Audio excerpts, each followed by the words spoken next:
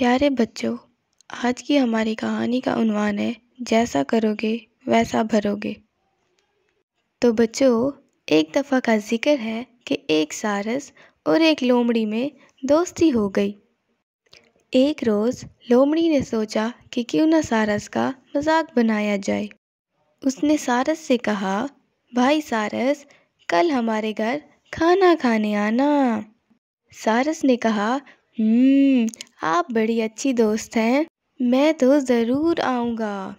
جب سارس لومڑی کے ہاں گیا تو اس نے دیکھا کہ اس نے چھوٹی چھوٹی پلیٹوں میں شوربہ ڈال رکھا تھا۔ لومڑی کے لیے ان پلیٹوں میں سے شوربہ کھانا کچھ بڑی بات نہ تھی۔ وہ تو لگی چاٹنے، مگر بیچارہ سارس کیا کر سکتا تھا؟ وہ لومڑی کی دیکھا دیکھی میں پلیٹ میں ٹھونگے مارنے لگا، مگر بچوں خاک بھی اس کے پلے نہ پڑا، جس کے نتیجے میں لومڑی تو ساری پلیٹیں چٹ کر گئی اور سارس وہ تو بیچارہ بھوکا ہی رہا۔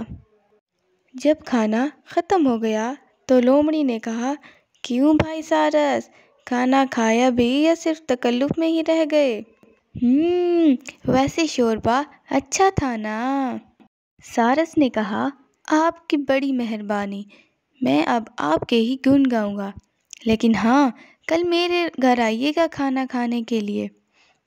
اگلی روز لومڑی سارس کے گھر کھانا کھانے جا رہی تھی۔ اس نے سوچا کہ کھانا تو بہت مزیدار ہوگا، میں تو خوب کھاؤں گی۔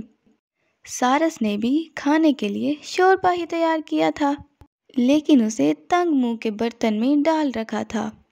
جب دونوں دوست کھانا کھانے لگے تو سارس نے اپنی لمبی چونچ کو برتن میں گھسا کر شوربہ پینا شروع کر دیا، لیکن لومڑی اس برتن میں اپنا منہ نہیں ڈال سکتی تھی، تو وہ اپنی لمبی سی گردن اٹھا کر دیکھتی اور پھر رہ جاتی۔ کسی نے سچ ہی کہا ہے، جیسا کرو گے ویسا بھرو گے۔ تو فرینڈز، اگر ہماری ویڈیو اچھی لگی ہو تو اسے لائک کر دیں اور سبسکرائب کرنا مت بھولیے گا۔